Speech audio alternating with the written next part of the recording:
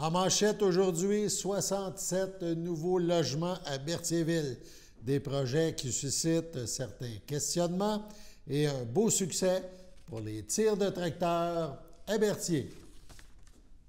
Bonjour à tous, bienvenue à votre bulletin d'information sur les ondes de CTRB, votre télévision locale et régionale, en ce dernier jour du mois de juillet, en ce 31 juillet. Donc, des promoteurs frappent à la porte de l'Hôtel de Ville de Berthierville. Il y a en effet 7 projets de développement résidentiel. Ces projets totalisent 67 nouveaux logements.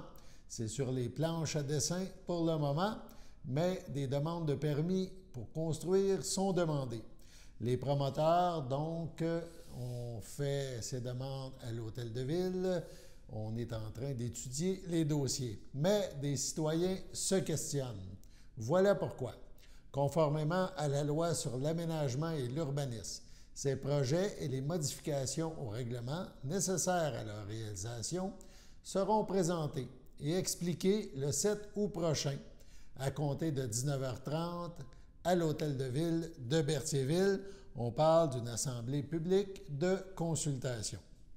Lors de cette assemblée publique de consultation, le conseil municipal expliquera le contenu des différents règlements modifiant l'actuelle réglementation de zonage. Ces projets nécessitent maintenant une autorisation d'usage conditionnel. Ils ont déjà été analysés, ça s'est fait ces jours derniers, par les membres du CCU, le Comité consultatif d'urbanisme de Berthierville. Chaque projet fera l'objet d'une recommandation du CCU. Cependant, le mot final reviendra aux membres du conseil municipal. En résumé, il est question d'un projet de construction de 12 logements rue de Bienville, de 2 projets rue de Montcalm. Le premier, un 17 logements, le second, un 7 logements. Pour la rue Notre-Dame, on fait état d'un 13 logements et de 3 6 logements. Bref, si on additionne tout cela, on parle de 67 logements possibles qui pourraient s'ajouter aux résidences et multilogements déjà en place à Berthierville, et ce, dans les prochains mois. Sur les réseaux sociaux, certains sont heureux que des promoteurs souhaitent investir et développer à Berthierville. D'autres personnes se questionnent, surtout en ce qui concerne les plus importants de ces projets, le 17 logements et ceux de 12 et 13 logements. Selon nos sources, les élus vont discuter ce soir 31 juillet de ces projets en séance, en comité de travail, et certains dossiers pourraient peut-être être reportés à une autre rencontre des membres du conseil, histoire de bien approfondir ces demandes et leurs impacts potentiels. Nous aurons donc plus de confirmations lors du dépôt de l'ordre du jour du prochain conseil municipal, donc en début août, rencontre le 7 août, qui sera publié sous peu. Bref, des dossiers importants à suivre. Il y a plein de projets pour Berthierville. Est-ce que tout le monde va être heureux? Ça, c'est une autre paire de manches, mais on souhaite bien sûr que Berthierville se développe et on verra jusqu'à quel point. À suivre. La compétition de tir de tracteur qui a été organisée par les Tirs du Nord a eu lieu ce samedi à Sainte-Geneviève de Berthier. Ça s'est déroulé près du terrain du centre agricole Caisse internationale situé dans le rang Rivière-Bayonne. On nous dit que ce fut un grand succès. Les amateurs étaient nombreux pour voir les puissantes machines performer lors de cet événement. On regarde quelques images.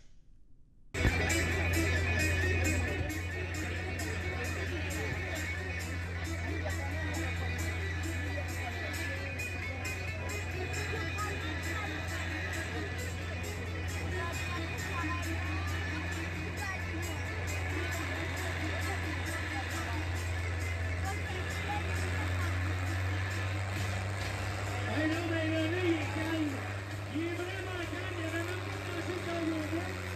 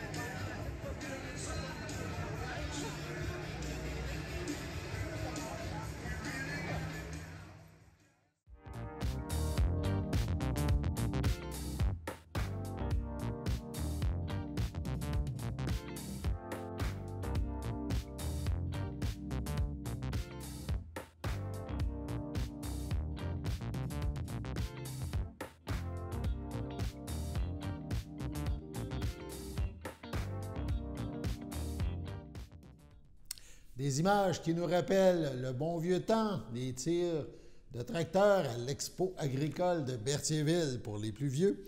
Donc, un événement qui a connu le succès ce week-end.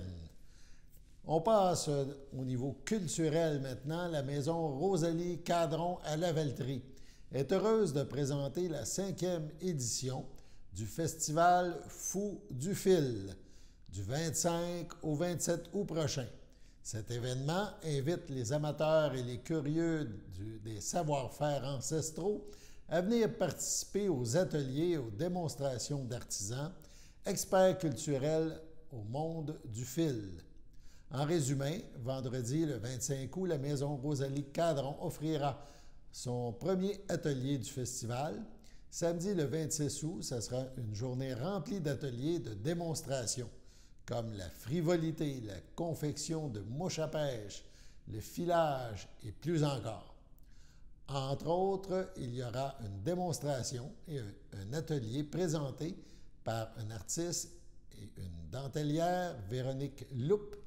Et le dimanche 27 août, il y aura démonstration de teinture végétale à l'indigo, une démonstration de filage, de même qu'un rassemblement, des ateliers et des démonstrations de fléchés.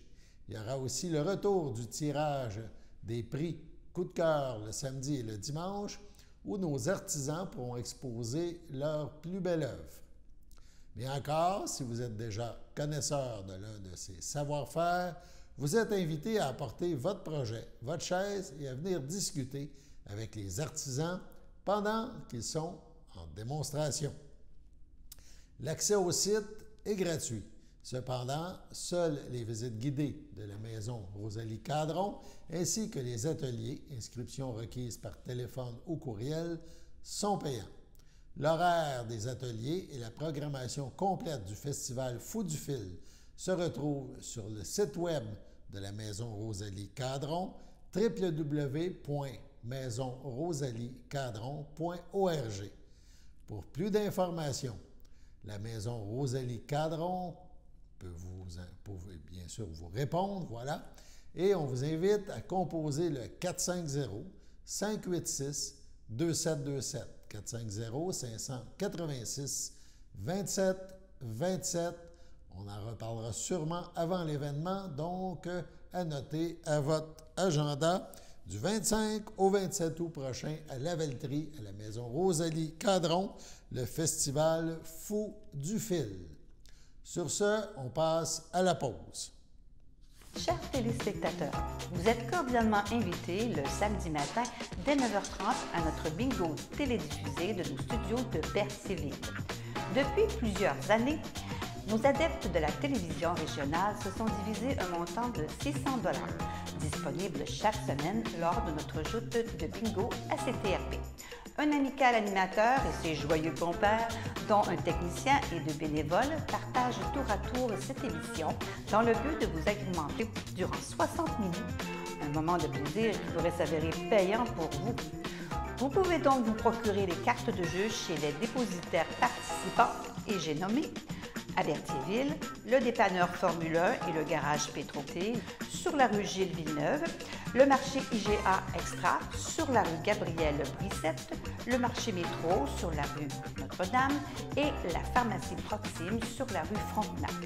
À Saint-Ignace-de-Loyola, le dépanneur Esso sur la rue de la Traverse et le marché Aldo sur le rang Saint-Michel. C'est donc un rendez-vous hebdomadaire chaque samedi matin dès 9h30 sur les ondes de CTRB, votre télévision régionale et communautaire, maintenant en haute définition. On vous attend donc en grand nombre et toute l'équipe vous souhaite bonne chance.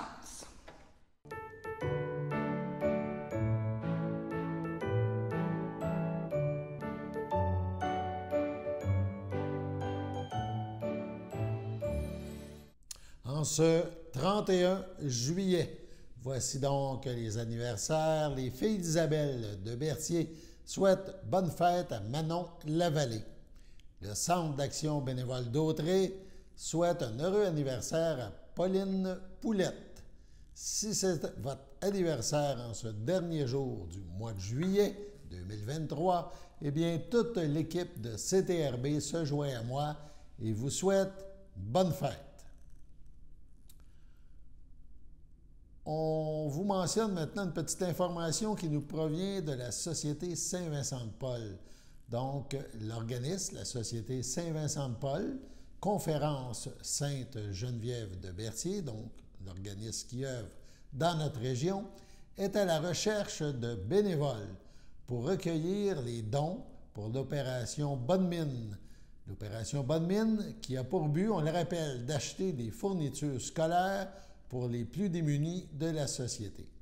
Donc, si vous êtes intéressé à donner 3 heures de votre temps pour cette noble cause, on vous invite à communiquer et à contacter avec Yvon Fafard, le président de l'organisme, son numéro 450-944-3609,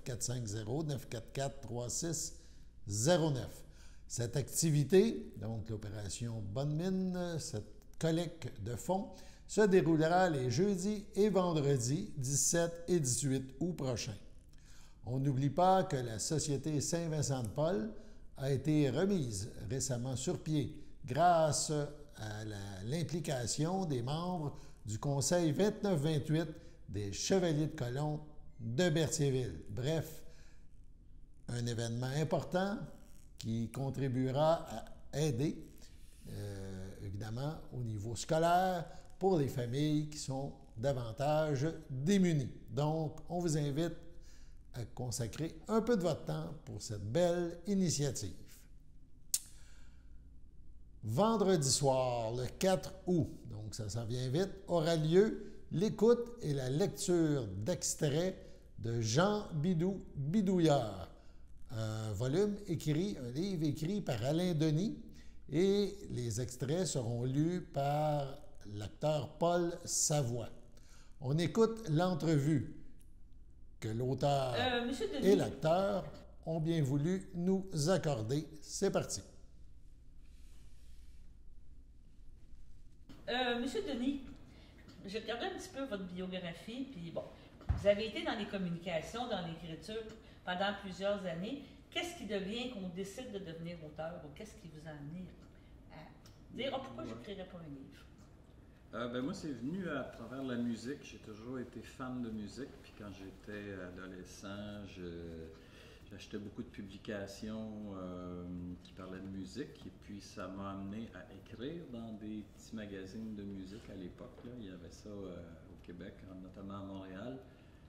Puis, le fait d'avoir commencé à écrire sur la musique, ça m'a amené à travailler dans les médias, à travailler entre autres à C'est quoi pendant quelques années, où j'avais à faire de l'écriture parlée. On écrivait des textes pour les animateurs, c'était lu en ondes. Donc, les textes, quand je les écrivais, on les lisait toujours à haute voix pour s'assurer que ça sonne bien. Donc, ça m'a amené à avoir envie d'écrire un peu plus, puis de toujours tenir compte de la musicalité du texte, là, en disant justement à haute voix et tout. C'est un peu comme via la musique que c'est devenu un jour des romans. Des romans. Bidou, ça a été écrit très lentement. Je l'ai fait à temps perdu entre des contrats de rédaction sur environ 10 ans, entre 1994 jusqu'à sa publication en 2003. Et puis, par exemple, pour le deuxième, c'était le contraire. Je l'ai fait à peu près en 18 mois. J'avais eu une bourse du Conseil des arts du Canada. Puis ça me permettait de pouvoir me consacrer à ça quotidiennement, puis d'en faire le principal de mes activités. J'ai pas ça, moi, l'angoisse de page blanche. Surtout dans un projet de longue haleine, il y a toujours moyen d'avancer. Si j'ai rien à écrire une journée, je vais continuer mes recherches par rapport à des éléments que j'ai besoin de connaître davantage pour poursuivre l'écriture. Dans le cas du deuxième, j'avais un plan très défini sur lequel j'avais travaillé quelques mois avant de procéder à l'écriture proprement dit. Dans le cas de Bidou, oui, j'avais un plan, mais c'est sûr que le fait d'avoir été échelonné l'écriture sur 10 ans, disons que ça a pu se modifier en cours de route aussi. Là. Mais au départ, je savais à peu près où je m'en allais. Donc, on termine l'écriture de ce livre, le premier livre, et là, on part aller voir des éditeurs, On l'a montré premièrement à des amis, à des connaissances. Il y a des gens qui ont déjà une première critique qui vous disent oui, on aime, oui, on n'aime pas. Ou vous étiez sûr de dire, moi, je m'en vais voir un éditeur, puis ça va marcher. Non, ben surtout que Bidou, comme je disais, comme ça s'est fait sur 10 ans, j'ai eu l'occasion de le montrer à des amis. J'ai un ami, entre autres, Denis Landry, qui m'a aidé beaucoup pour ça. Il a trouvé le titre même à travers les années. Là. Et oui, on a eu le temps de regarder ça, puis de prendre conseil, là, voir comment ils voyaient certaines scènes, puis comment l'histoire évoluait, avoir leurs commentaires par rapport à ça. C'est toujours bon, hein, ça aide, motivant, là. Ça aide à progresser. Le projet, on a appliqué pour la demande de financement auprès de la MRC d'Autrey en 2022. OK, en 2022. Et donc, on a eu la bourse pour faire ça. Et puis, étant donné que j'avais toujours travaillé en écrivant le texte à haute voix, c'était intéressant de voir qu'est-ce que Bidou lu à haute voix pourrait donner. Donc, il y avait comme une espèce de cheminement un peu naturel, si on peut dire. Là, en tout cas, à tout le moins, la volonté d'aller voir qu'est-ce que ça donnerait à l'audio. Et puis, avec Culture Patrimoine Saint-Hubert, on a monté le projet quand même assez rapidement, parce qu'on était quand même près de la date limite pour présenter. Il faut toujours, il y a des deadlines, comme on dit. Exactement. Et donc, c'est ça. À un moment donné, on a su que le projet pouvait aller de l'avant. Puis à ce moment-là, Paul est entré dans le projet. Puis là, on s'est mis rapidement à collaborer ensemble. On a travaillé peut-être pendant un 3-4 mois où on lisait, on avait chacun notre copie du texte, puis Paul lisait, puis on discutait. On a tout le temps eu une discussion très ouverte là, à savoir comment on va jouer le texte, comment l'adapter, comment... Un peu comme au théâtre. Il y a vraiment mis comme une mise en scène qui a été faite. Là. Oui, parce que moi, dès le départ, j'avais demandé à Paul je voulais pas une lecture, trop neutre. Je voulais quelque chose de joué. Et donc, pour les comédiens, ça allait bien. Donc, à ce moment-là, j'ai dit, je veux que tu joues le texte. Donc, à ce moment-là, lui, il est entré encore davantage dans le texte, puis il l'a fait vivre, puis il a mis plein de... Oui, c'est ça, plein d'émotions là-dedans et tout. Fait que là, ça l'a pris... ça s'est développé, ça s'est modifié un peu, puis le fait d'avoir répété autant pendant les mois qui ont précédé l'enregistrement, quand on est arrivé en studio, on avait quand même fait nos devoirs, on était prêts. Okay. Puis là, on a enregistré de la fin du mois d'août à peu près au début octobre 2022 sur environ 6 jours. On a enregistré au studio du Chemin 4 à Notre-Dame-des-Prairies avec Ludovic Bonnier. Et puis c'était une expérience qui était vraiment intéressante. Là le fait d'être dans le studio puis d'entendre tout de suite qu'est-ce que ça donnait, c'était impressionnant. C'était bon. Vous, M. Savoie, vous êtes venu s'installer à Saint-Cuthbert. Vous ne pensiez pas faire autant d'activités, je pense, quand vous êtes devenu résident de Saint-Cuthbert, parce que je sais que vous impliquez beaucoup, par exemple, avec Zone Bayonne pour les amis de la Chico, là, un beau projet ici en livre audio. Ça vous met en vie? Ça vous maintient?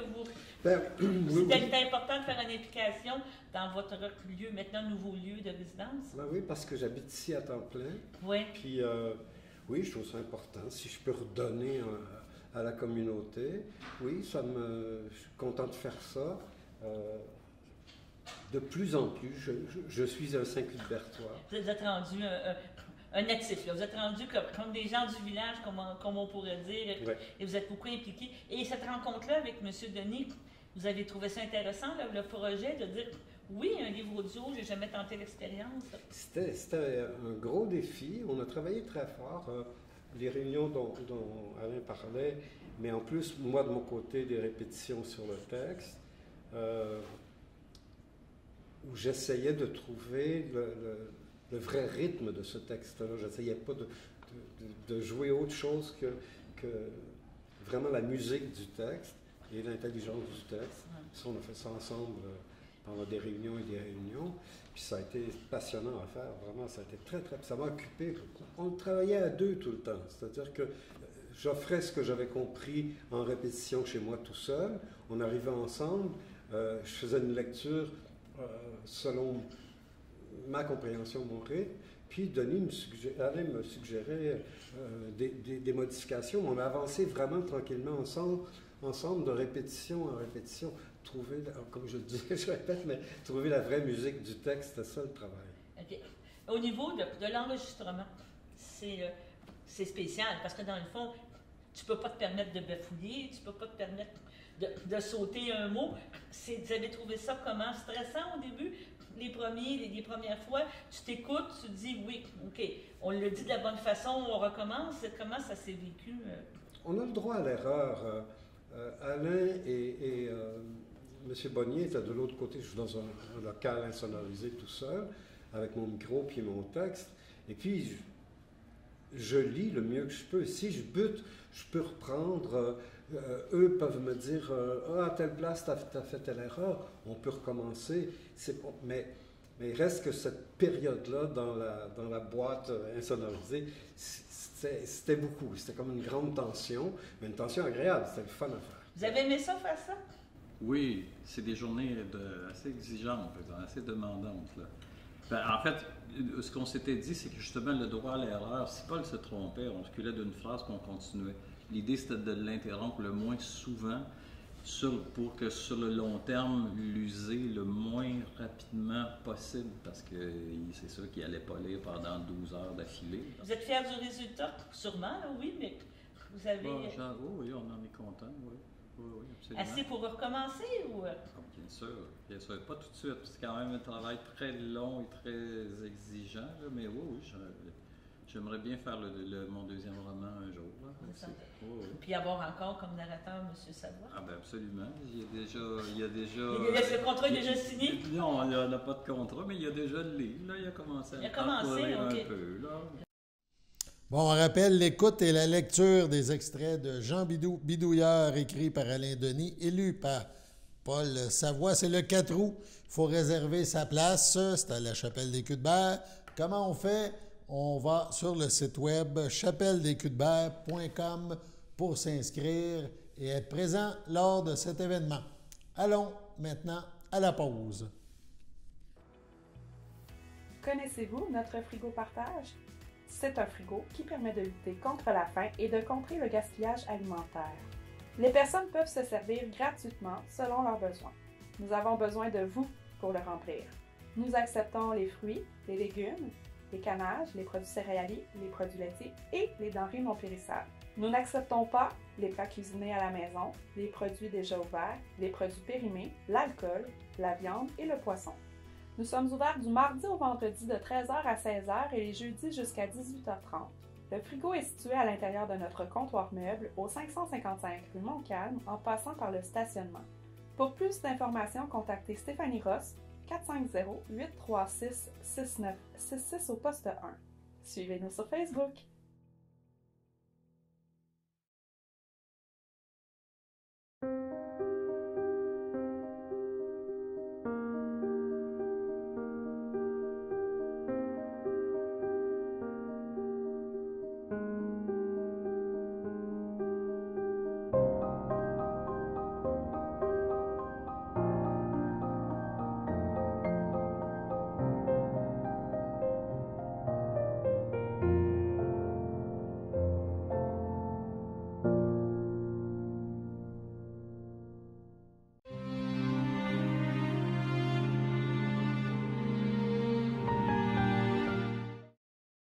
Accidentellement, à Saint-Barthélemy, le 23 juillet, à 41 ans, est décédé Martin Massé, fils de Jean Massé et de Yvonne Gervais, demeurant à Saint-Barthélemy. Il laisse dans le deuil outre ses parents, son frère jumeau Patrick Massé et son amie Annie Renaud. Les enfants d'Annie Renaud, William et Jérémy, sa marraine Sylvie Massé de Merce, sa filleule Daniline Mercier, ainsi que plusieurs oncles, tantes, cousins, cousines et amis. Selon les volontés du défunt, la dépouille mortelle ne sera pas exposée et une cérémonie aura lieu en privé à une date ultérieure. Paisiblement à son domicile, entouré de l'amour des siens, le 24 juillet, à 84 ans, est décédé M. Jean-Guy Latour, époux de Lucie Latour, demeurant à Saint-Ignace de Loyola. Il laisse dans le deuil outre son épouse, son fils Patrick Latour, Manon Massé, ses petites filles Amélie et Noémie, l'ayant précédé Françoise Latour, Hortense Latour, Suzette Latour, Cyrille Latour, feu Louisette Dandonneau, Lucienda Latour, feu Gaston Plante, Ghislaine Latour, Lise Latour, ses frères, ses sœurs, beaux-frères et belles-sœurs, Rita Valois, feu Villemère Latour, Huguette Latour, Lauriane Latour, Dorothée Latour, feu Ange-Albert Guévremont, Normand Latour, Carmen Robillard, Jean-Philippe Latour, France Boucher, ainsi que plusieurs neveux, nièces, autres parents et amis. La famille tient à remercier particulièrement le personnel du département d'hémodialyse du Centre hospitalier de Joliette, ainsi que le personnel du CLSC de Berthier pour les bons soins prodigués à M. Latour. La famille vous accueillera samedi le 5 août, 11h, au complexe funéraire Thériault, rue Notre-Dame à Berthierville. Les funérailles auront lieu samedi le 5 août, 14h, en l'église Sainte-Geneviève de Berthier. M. Jean-Guy Latour sera inhumé au cimetière de Saint-Ignace de Loyola le même jour. Paisiblement à son domicile, entouré des siens, le 25 juillet à 83 ans est décédé M. Fernand Robillard, époux de feu Louisette Beaufort, conjoint de Suzanne Leclerc, demeurant à Saint-Ignace de Loyola, natif de Saint-Viateur. L'ayant précédé ses frères et sa sœur, Jean, André et Monique, il laisse dans le deuil ses enfants, Danny, Éric Bacon, Nancy, Mathieu Gagnon, Alex, Magali Pierre, sa conjointe Suzanne et ses filles Joanne, Christine et Lynn. Ses petits-enfants Benjamin et Léo Bacon, Éloi, Arnaud, Romane et Aude Gagnon, Abigail, Clémentine et Nathan Robillard, ainsi que plusieurs membres de la famille Beaufort, plusieurs neveux, nièces, autres parents et amis. La famille vous accueillera dimanche 6 août de 9h à 11h au complexe Thériault, rue Notre-Dame à Berthierville. M. Robillard sera inhumé au cimetière de Saint-Viateur. Sur ce, passons à la météo.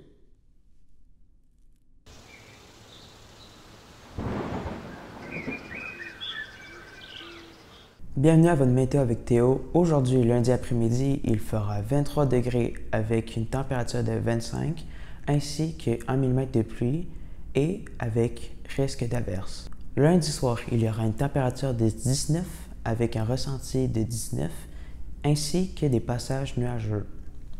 Mardi matin, il fera 14 ainsi qu'un ressenti de 14 aussi et avec un ciel généralement ensoleillé. Mardi après-midi, il fera ensoleillé avec passage nuageux avec une température de 21 ainsi qu'un ressenti de 22. Mardi soir, il y aura passage nuageux avec une température de 17 et avec un ressenti de aussi 17. C'était tout pour aujourd'hui.